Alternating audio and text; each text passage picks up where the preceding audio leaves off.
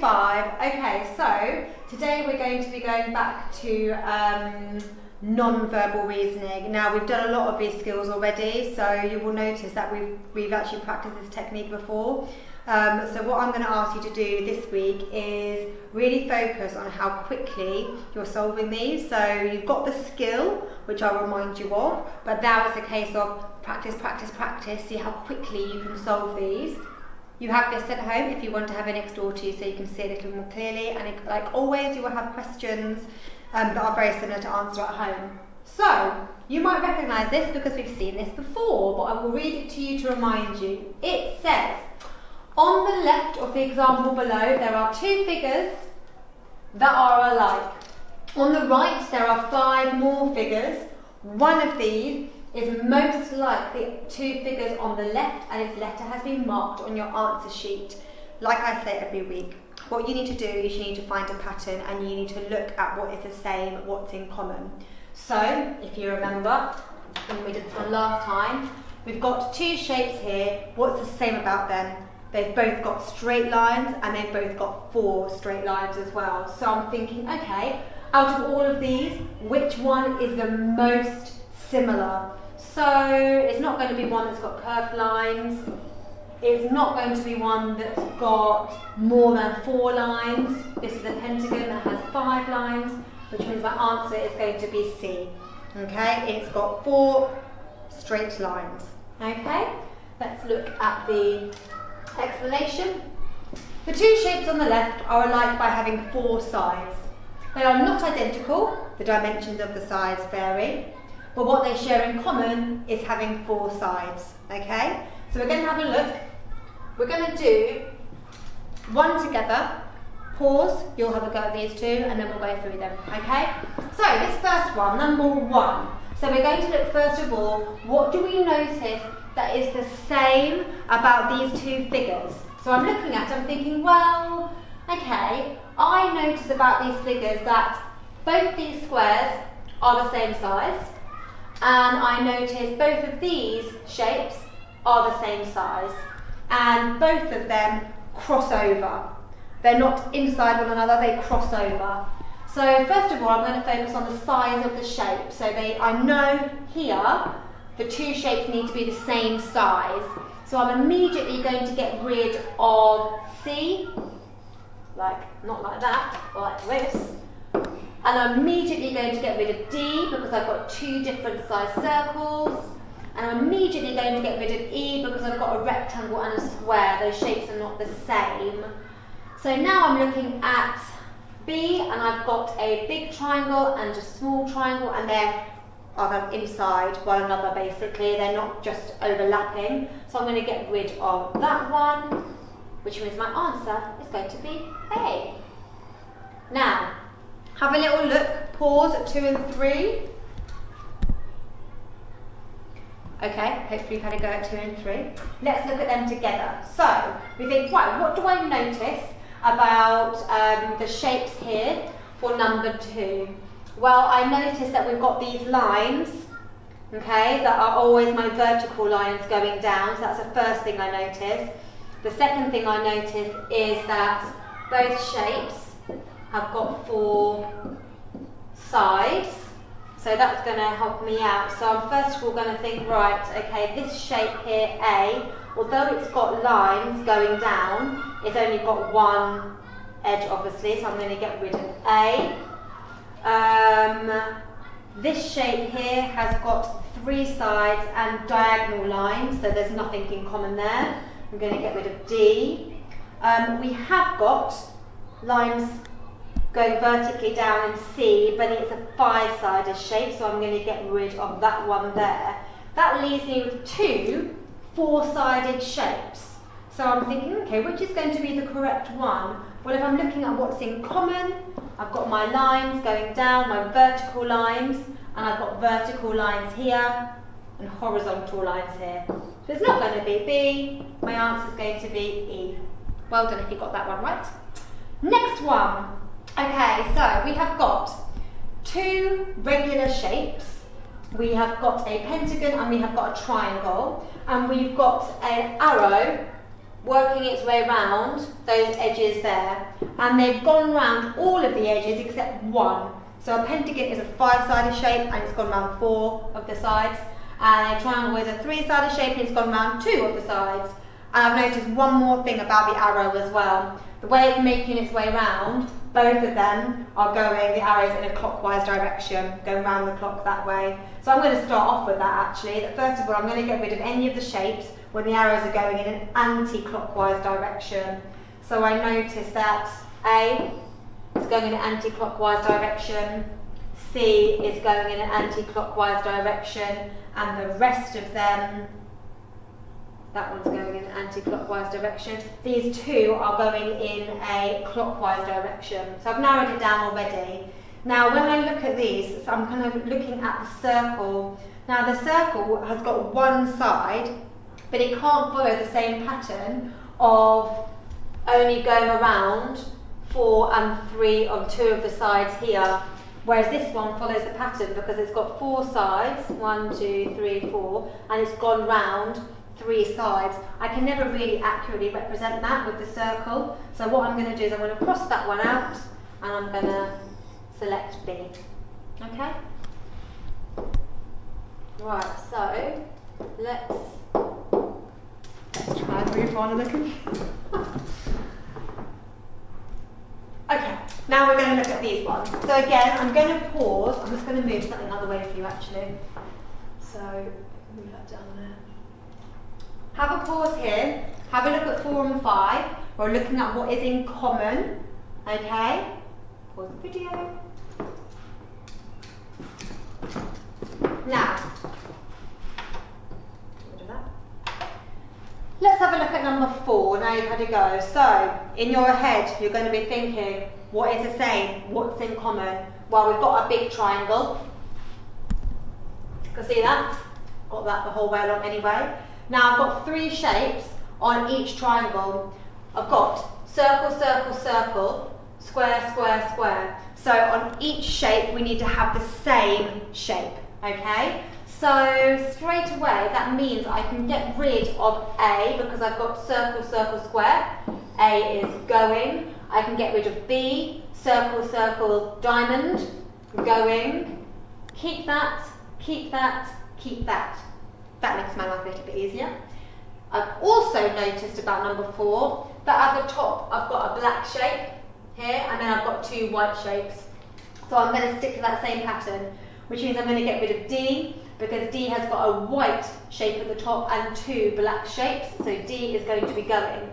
So now I'm left with 2 shapes or 2 figures, C and E, that look very similar, okay? And this is when sometimes it can get a little bit difficult. But there's something I noticed even further about these figures here, and that is these shapes balance on the top of the point of the triangle, and the other shapes are sitting on top of the line, okay? So if I know that, and I look at C, that is balancing on the point, that is going over the line, but this shape here, okay, is sitting below the line, it's kind of attached below the line, whereas if I look at E, the shape is balancing and both of these are sitting on the line, which means that one, E, is the one that is in common with the figures that I've got over here.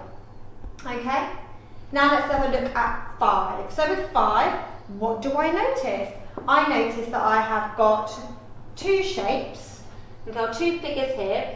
Both are white on the top, and then on the bottom I've noticed that I've got lines, and the lines are the same, and they're going in what I would call a diagonal, a right diagonal, okay? And I also noticed that the shapes on the top, when I look at them, to me, they're pointing left, and the shapes on the right, bottom, are pointing right.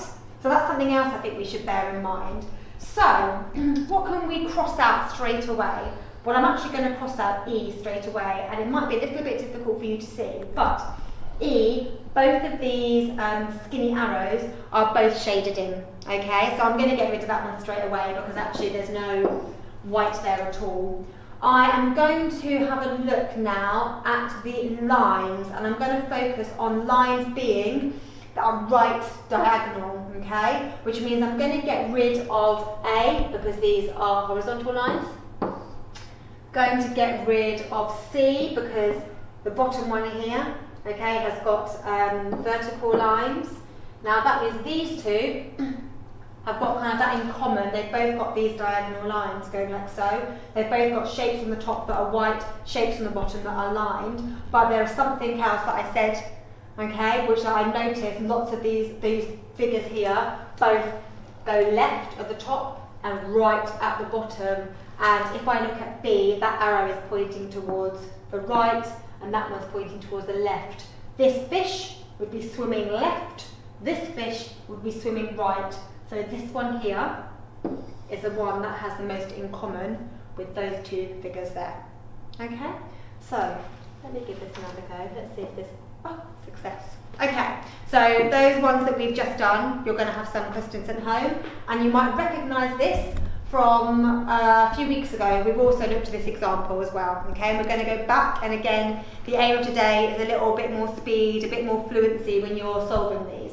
So I'll read it out for you. So it says, to the left of the example, there are 5 squares arranged in order. One of these squares has been left empty. It can be any square. We know that. We've done this already. One of the squares on the right should take the place of the empty square, and the letter has been marked on your answer sheet. Okay, I've left this one open because we've done it before. We've got a dot. We've got 1 circle, 2 circles, 3 circles. It's going to be 4 circles, and we know one with 4 circles is going to be our answer, which is B. As you move through the series, the dot acquires an extra ring around it, increasing the overall size of the circle each time. The central dot is present in each cell, which is why it's not C. Okay, because these are very similar, but it's missing the little dot in the middle. Okay, right, excellent. Let's have a look at these one then. I think actually straight away, I'll just give you some time to pause. If you're stuck, don't panic. We're going to go through them all. Okay, hopefully you've had a little look. So, when we're looking at 21, we're missing the middle here. And what I notice about all these star-like shapes is actually there's different amount of points on these shapes. Now, I'm going to write underneath to help you with this one. On this one here, we've got 4 points on the star. On this one here, we've got 5. On this one here, we've got 7, and I think we'll find we've got 8 here. Now that means, because we're all good at maths, that we are missing a star that has got 6 points. Okay, so the first thing I'm going to do is I'm going to get rid of E, because E has got loads of points. I'm not going to bother counting them for you. Getting rid of that one, and all the rest of them, 6, all have got 6 points. Okay, so now I look, what else do I notice about these shapes? And I notice that, get rid of these little red dots for you. I notice that we've obviously got half the shape is white, half the shape is black. So now we look at the pattern that we see with that. So on this top shape here, this one with 8 points, with a left-hand side is black. On this one, the right-hand side is black. Okay, let me write that one for you. Left, right, right, left. So we've got our pattern. Left, right, left, right, left. Okay? So you've got a 6-sided, a 6-point star, and the black needs to be on the left-hand side, which means I can get rid of this one because the black is on the right-hand side, and I'm going to get rid of this one, which I think is quite obvious why, because it's at a diagonal rather than a vertical. Get rid of that one. So now we've got a slight problem, okay? Because we've got 2 stars that are very, very similar, that have both got 6 points. They've both got the black on the left-hand side. So now what you have to do is you have to look at the positioning of the stars. Now if we go back here, what I notice, every single star has got a point, okay, pointing upwards basically, like you'd have a star on a Christmas tree or something like that. So this one here, the top points are 2 points, like so. B, however, has got a point facing right at the top there. So that one is the one that is the most similar. B. Okay, 22. have a look. What do we notice? Two big circles, two small circles. Two big circles, two small circles, two big circles. Makes sense, okay? So straight away I'm going to get rid of D. I'm going to get rid of B because they are small circles. Now what do I notice? Okay, I have got big one at the top, okay, white one at the bottom. So now what I'm going to do is I'm going to kind of look at these two together, link them together. Because what's happening is, if I just show you, I've got, this is my black, okay, this is the white here, and it's turning, so the black's turning like that, okay, so it's kind of turning 90 degrees. And then what's happening again, I'm going to have to be a bit flexible for this, it's going to turn again like that basically, okay? So what's happening is, turn, turn. So the black is going to end up at the bottom and the white is going to end up at the top, okay? So E is going to be my final answer, okay? If you're not sure on that one, draw it out and turn the page 90 degrees each time and it will make sense to you. Okay, this one down here. So we have got white, black square, white, white square, white, black square, white, white square, and then here it's going to have to be a white, black square. So again, you've got that kind of pattern going on. So I'm immediately going to get rid, okay? So inside all of these squares, I have got a little T shape, is what I would call that, like so, okay? Look at the screenshots if you're not sure, you can't see that. Now in my remaining figures down here, I've got E, and if I look at E closely, I notice it's got a little ball on the end of it, which is not the same as that over there, so I'm going to just get rid of E straight away. So now I've just got to focus on with the positioning of my T shape. So let's have a look at it. It starts off in this kind of left-hand corner over here, then it moves up into the middle, then it moves up into the top left-hand corner, then it moves again into the centre. So I'm thinking, okay, where's the next position going to be? So after a middle of a side, it goes up to a corner, middle, to keep up with working its way around, okay? So now it's going to be moving into, try and draw it carefully for you, it will be moving to there, okay? And I can see that I've got A there that follows that.